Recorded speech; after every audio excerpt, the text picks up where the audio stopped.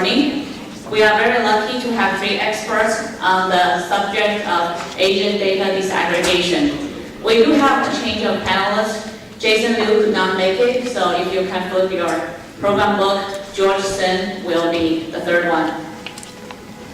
I'm sure everyone here is interested and very concerned about the subject of agent data disaggregation. Actually, it has another name.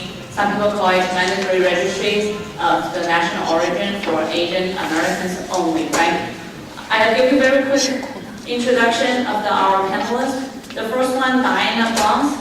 Thank you. She is Boston, Massachusetts native. She has helped with President Trump's campaign in 2016, and she runs her own television show. Our second panelist, young, aspiring PhD candidate, right? Yeah, her last name is Pogue. She is a PhD candidate from Brandeis University. Her academic interest is in the well-being of people with mental illness and trauma. Our third panelist, George Shen, which is on your page, kind of in the back. He is an independent thinker. He has written quite a few articles on this subject published on mainstream media. And I really like the way he characterized it. He actually characterized this whole agent data disaggregation as a segregation based on national origin or ancestry, right? So hopefully all of you can illustrate and share with us what you think the problem with it. We have a time limit now, so how about we do this? I'll give you each 5 to 6 minutes, discuss and illustrate, the problem, the issues, what you think about, and then we'll go another round. Ask why you are opposing it. We'll start with Ye, because I know you have spent a lot of time. So why don't you tell us the origin, how things have gone, and how you got involved. And after about 15 minutes, I'll open up the question and answer to the floor. And you're all welcome to ask whatever you want, okay? So, yeah, please. I'm Ye. A lot of people know me. I'm quite active online. And so I actually prepared the slides, but it looks like it's not uploaded. Doesn't matter. So I want to say how personal story, because today is the time we meet friends. It's not really about that bill is that. And we already talked about bill for quite a bit. So why I got involved is, so to be completely honest, from beginning 2014, I heard of such efforts that we need to, because Asian is too much a broad brush of a lot of people, so we don't know what we are really measuring. Okay, cool. When we don't know what we are measuring, so we better to capture what is the different subgroup of Asian. 2014, I said, well, that's a great idea in public health. I believe that until last year, and people said, there is a bill calling for that. I said, wait a moment, what's the role of government? Government shouldn't have made any business into research. This is what I believe. Because government have a coercive power, and I think research should do their own research and collect their own data. And then I heard about that bill. That had the bill was in Rhode Island. I know there are a lot of outrage about that bill in education system. I thought, well, Massachusetts had no such bill. Until Zhang post news about, notice about protesting. And I said, oh my God, what is happening here? And this, I had a phone call with Zhang, and Zhang said, that bill had 90 words. Then I looked at the bill. In 90 words, ask every government agency, like everything. I was really shocked.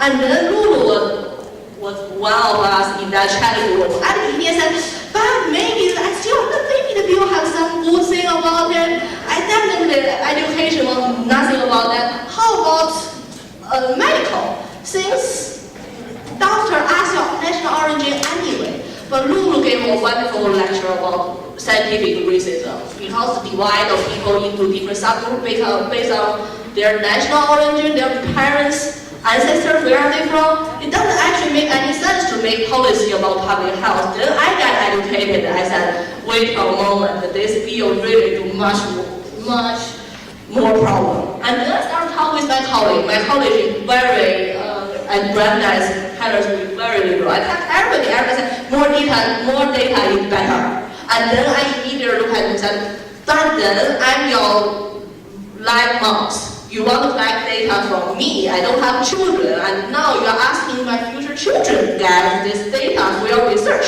And everybody just look at me. The problem is we usually don't treat underserved population as real people. That is the problem of current liberal researchers. We always feel we are doing great things for those people. That is the mentality. That leads to a lot of problems. And then after the half a year, I did a lot of research into why this bill is bad in different ways. That's what you can see. I don't want to read everything. And I want to say one thing. Next page. How I get those ideas. How I get those ideas. I'm just a person came to US about 8 years before. And I don't know about American things, but my colleagues, either than conservative or liberal, they know a lot of things. And I talk with them, they suggest me reading, and we get a lot of ideas. But that next problem comes. I don't have every time have 20 minutes to talk about how bad Asian data disaggregation is. Nobody going to listen to that. They have no idea what is that. But I want people to know I need a coherent message. Or if I just say one thing, it's a registry. People will say, you don't hear memory. But actually need a registry because technically that we are not trying to register people, but that you put the data into government base, then it's registry. This type of things, it takes some time to explain. Then I say, how about I write it? I sent to mainstream media, they refuse to publish, probably they think this is really a trivial bill. Then I published 2 articles on my school newspaper. My school was always, everything that Democratic Party says is great. I said, wait a moment, this bill, no matter who says it's great, is not great. I kind of turn my school's students, first they always believe, to address this narrative. I said, this is not going to work, do more harm. Now I begin to come to challenges, and you don't care about underserved population. The Hmong, the Copley, and the Vietnamese, they are really underserved, they need help. I said, but the issue is, their doctor always know how to treat them. You don't need to worry, and teacher teach students based on individual student need, not based on where the parents from, and especially most teachers are white, they don't tell who, and if they start asking people's origin, national origin, is microaggression. That is very weak. You shouldn't do that. In China, we call it 查户口. Go to check our family group, and then we all have a history with that. And what I want to say today is, I have a lot of ideas. Everybody in this room has a lot of ideas. People don't know. And mainstream media still perpetuate the AAPI data research that there are so much need. None of us agree here. And how to let the people know, like what Swan did, make the media change their mind, need to ask, need us to do something. We need to, there is assignment for you. We all, most of us come from another country. We have broken English, and my English improved a lot this year. We just need to write something. We just need to write something. I never think I'm going to publish article in English. It's crazy last year you asked me. It's being crazy. I said, how let's spend time on this. But I did it. You can do it. I'm trying to write more and publish this and trying to mainstream media. And so, those were local newspapers, like what John did. Write 200 words, then people will start to know. People write 200 words, then I no longer fear mongering. When first say registry, people say, oh my god, crazy, lose your mind. But after 200 pieces of things, people will say you're totally reasonable. Like what I tried at my liberal practice. Now everybody see what I said is great. So that is the change we need to make. It's really not about liberal conservative. We just need to make people know. That's it. My part, yes, perfect. Diane, you want to keep? Oh, sorry. My name is Diane Ploss. Thank you all for having me today. This is so exciting and thrilled. There's so many people here. So I look at things differently. I'm an activist. I'm not running for office. I'm not a politician. I spend almost my every waking hour looking at what politicians are doing and why they're doing it. It's why they're doing it that I think that we miss the mark on that.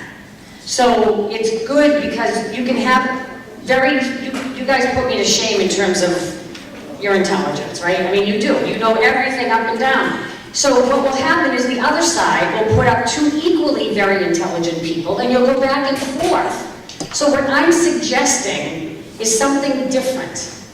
You're going to do that, but you need to find out what motivates these people when they come up with these bills. It is about the money. Most people get into politics for money. They do. They're not getting it for the reasons that we believe in America, right? We have the feelings for America. They're getting into it for their career, to make money, whatever it is. It's not about doing what's best. It isn't. So, in terms of this bill, one of the things that stands out, it's about tribes, right? It is. If you look at it the way that you're looking at it, it's breaking us into tribes. We don't want to be broken into tribes. If we have individual tribes, we're not as strong. If we are all Americans, we are strong. We are. And people forget that. These politicians, and I have to pick on Dean and Kathy because they're in the room, they work for us. They work for us. We pay their salaries. And so that's the thing. So I know that Tacky Chair was on the bill, Don Wong was on the bill, Keiko Origin was on the bill. I'll tell you right now, I have not stepped foot in the Kowloon since he put his name on this. And I tell people, don't go in the Kowloon. I mean, honestly, and I'm going to say what I would say on my live stream. Are we that stupid? Really? Are we stupid? Like, why do we want to support somebody who's doing something like this?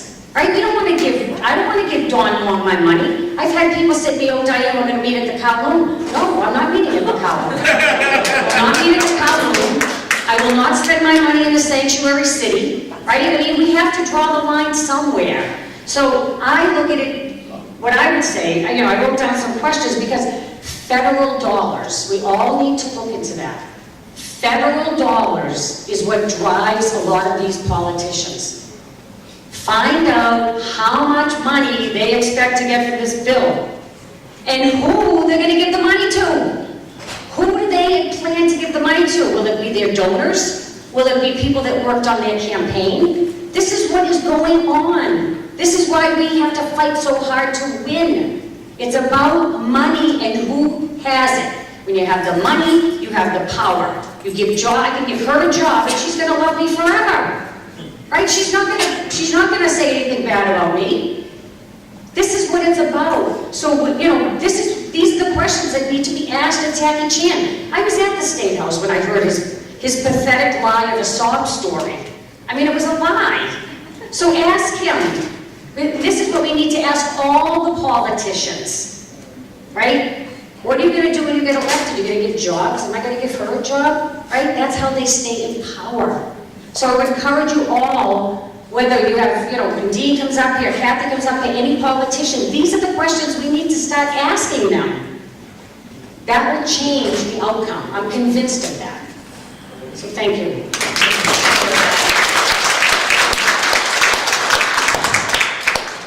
Thank you. That's a very good speech. Thank you both. I guess every one of us has our own reason to get involved, right? For me, I'm not a politician, and I'm not an activist, to be honest. I don't consider myself to be an activist, but I do have my own political opinions on pretty much everything, right? This data aggregation, disaggregation deal, it is what gets a lot of people like me, myself, pumped up, right?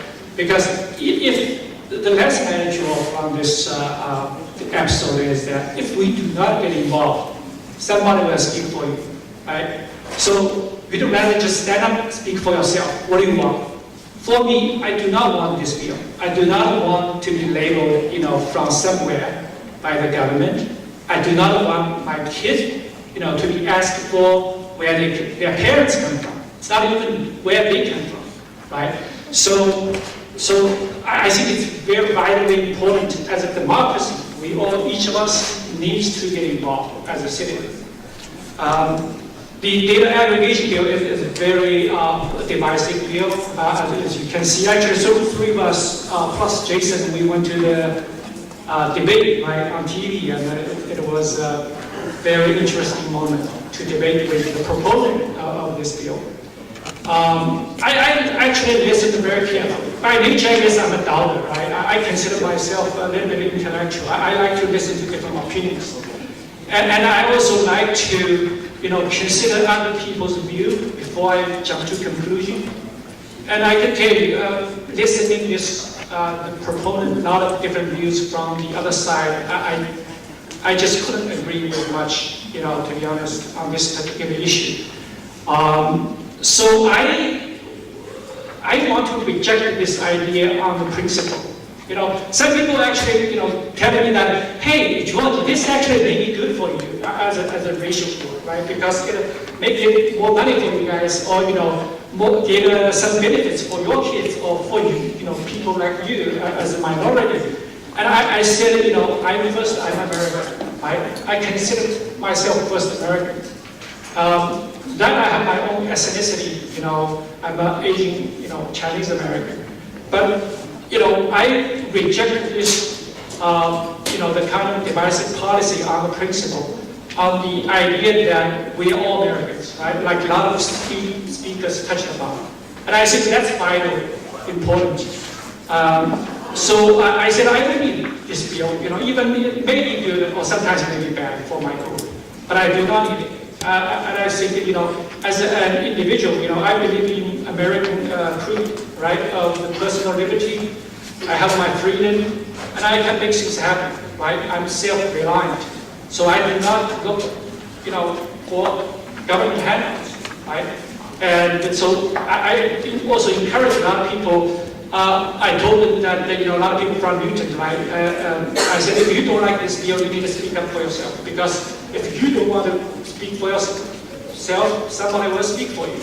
And likely, it will not be in your interest, right? So the grassroots effort is so vital to the democracy of our republic, and I encourage everybody to get involved. That's basically my story. Thank you. So maybe each one of you can answer one question I'll ask for the audience. What do you think is the hardest part of defeating this bill and get people more mobilized? From your experience, what's the hardest part? The hardest part about getting people mobilized? Yeah, and to defeat the bill. Well, I mean, I was astounded when I went to the State House. I don't think you have an issue with getting people mobilized. I don't. I mean, right? I mean, weren't there like 1,000 people there? It was packed. So I don't think that's the issue. Personally, I think getting it out into other communities, I think that would be beneficial, because then it does seem like this group is separate from another group. So I think that would be, and I encourage you, I have my radio show, I would open it up to anybody in the audience who would like to, I have a radio show once a week up in Nashville. You can call in, you can come in. It gets nationwide attention, so if people want to come on the show and talk about this, that's one way to get the word out, that we're all Americans, we're not separate groups. Yeah, I agree. I think the hardest part is to reach out to other groups so that they will also support our effort, right? Okay. I want to build on what she just said. How to speak to other groups, like the radio station we should go, and also write things. Oh, because we just don't have a lot of radio shows, it just aired in the air and then it's done. We just need to tell more people at the beginning when they speak. Almost everybody says, yes, you are still wondering, this and that. I know what hard to get people is they consider it's a Chinese issue. Many people say it's a Chinese-American issue. And some will say it's a communism issue. That is wrong, because currently you let it out, or you think it's really the right way to go now. US and China is having a trade dispute. And when you have trade dispute, there will be more and more propaganda. The propaganda can be out of control. And many people probably will think we are communists for some reason. Then in this situation, we need to make our voice louder. We need to speak. Our people, misguided people will speak for us or put things in our mouths. I think the thing we need to do is for us, for our children, is need to write. Since usually in the public debate, it's hard for us to win. We have accent. We don't know the context. But when we write things, you start to share, many people will read and with the context that makes sense. And then I think what we need to do is to speak for ourselves. Our people will mistake us as we are selfish or we are from authority. So foreign agencies are all wrong, but nobody can clear our name except ourselves. This bill still have, believe me, this bill still have a good reputation in a lot of states, but it has terrible reputation here. Why is it? Because John is writing, I'm writing, she's speaking, everybody is speaking. Then we want this terrible thing about bill spread over the country. Then we need to write. That's what I believe. Yeah. Sure, thank you. So take over the media, huh? If they don't give us the voice, maybe people go out to the social media, or the comments area of all the articles, right? Yeah. So George, what's your perspective on this? Yeah, I totally agree with the previous two speakers. For me, I guess the hardest part is to fight the misinformation, right? Sometimes even false information. And, we know what's going on, but there are a lot of voters, they may not know what's going on, right? So it's part of the voter education, part of the, getting our messages out, right? So it's vitally important we have our voice. Like, Tia said, we need to write, we need to speak, right? We need to interact on social media with different, groups, right? Some people may not even have the same background. We need to persuade these people that, what's the interest of, as an average citizen, right? And, share our perspective, share our experience. And I think as the first generation of immigrants, we have a lot to share, to be honest. Right? Our experience is very unique. So for the bill like H 3361, I think that a lot of people actually you will be surprised how many open-minded people, in this world, right? They will listen to your experience and they will listen to, all kinds of views. And if you have good reasons, write about it, speak about it, and go to social media, right? Interact with other races or ethnicities, and get your voice out. Sure. Thank you. We have about 7 to 8 minutes to our panel discussion, and I would like to open to the floor now. Anybody who can ask any questions on this subject to our expert panelists. Do we have a mic going around? Oh, yeah, okay, yes. Does anybody want to ask anything? Okay, yes.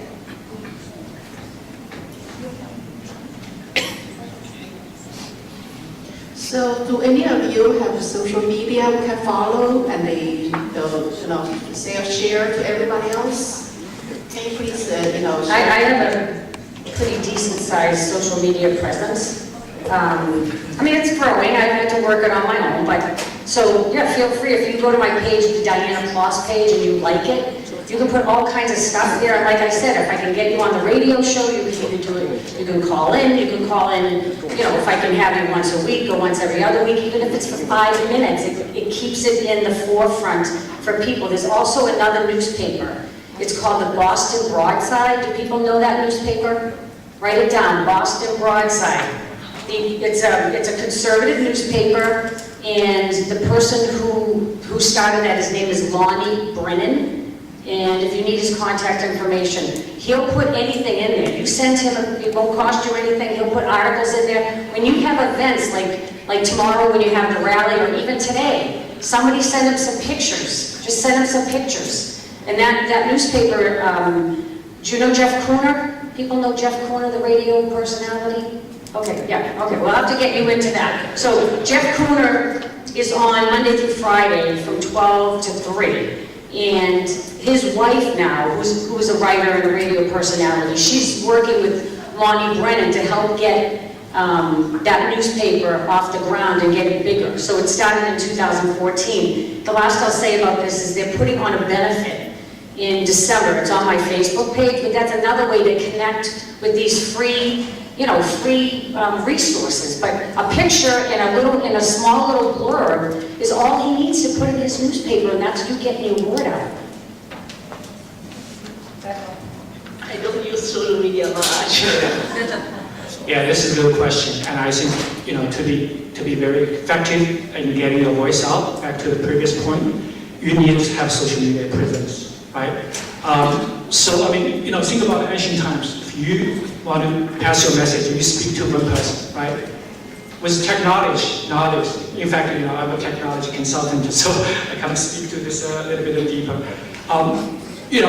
When you use social media such as Facebook or Twitter, right? You are speaking to thousands of people, potentially 10,000s of people, right? So it's like amplifying of your voice. You need to have one. So for me, one effective way I found out is to use Twitter. I have a Twitter account. 2 years ago, before this Asian disaggregation bill, I use it for like my professional kind of reasons, right? I published some articles on professional newspaper, magazines, and I share it on Twitter. And nowadays, I use it exclusively for issues, right? Social issues such as this bill, or like affirmative action or Harvard lawsuit. And I found it very effective. But I also noticed that a lot of Chinese Americans do not use it. And I think that's unfortunate. We need to get on social media. This is one is to get your voice out, obviously. Second is also opportunity to let other people hear from you, right? Interact with you. So a couple of times I actually had a disagreement with one of the Harvard law professor who was advocating for diversity, in a couple of exam schools in Boston, right? And I strongly disagree with him, and I give him my reasons. So this is how you get your voice out and let people hear from you, right? I mean, essentially, you can call this person, he's probably working somewhere. But social media provided a platform, right? Provided a platform for you to be, to be able to interact with these different opinions, right? Or even persuade some of the other side. So I think it's vitally important. And I encourage everybody to get on social media, right? Facebook, Twitter, or LinkedIn or whatever. Thank you. And maybe people can also follow like the legislators like Dean Chuan and the Jim Lyons for like Twitter or Facebook, and then write under there, right? Because there are other people following. Good. Let's take another question. So I'd like to second the three folks has been saying about the social media. I'd like to bring up the elephant of the room who does not have a WeChat account, in this room. So that says it, right? WeChat itself is a very powerful vehicle, but it's a curse and a blessing. It's a blessing. Without it, you won't be able to get 1,000 people within the hearing room in such a short time. But at the same time, don't let that become the only vehicle for you to communicate with others. If you don't have a Facebook, go register one right now. If you don't have a Twitter, go follow George Shen. Let's do that. If you have done that, also, encourage your friends, encourage your family to do that. That's the way to connect with the rest of us. Let's do that. Right. Let me follow up on this point quickly. Just so WeChat, every probably Chinese American has it. There's benefits and costs with WeChat, right? I mean, it is very good for mobilization of different groups, right? And we all get on WeChat to talk about political issues, social issues, and get organized. But at the same time, it's kind of an echo chamber, right? We are talking to ourselves. A lot of people actually share our view on WeChat groups, but that doesn't mean that you are getting your voice out to the mass media. We are talking about people from different backgrounds, right? Different race or ethnicity. That's why you get on Facebook in addition to the WeChat, right, channel. So getting on all the channels you can get on and be active, and that's the voice we can get out. One way to get ourselves noticed and get a public support too. Do both. And besides, I do have a quick question. I'd like to understand a little bit about, we know that age 33 through 61 is dead, but there was a commission bill afterwards, 4408. Can you guys chime in a little bit about, where that sits? Is there anything we need to do? I think So it looks like, so they sent it to committee, and it looks like they have to make a decision by December 31st, 2018. So it is, this actually is longer than the H3361, if you can believe that. This is longer.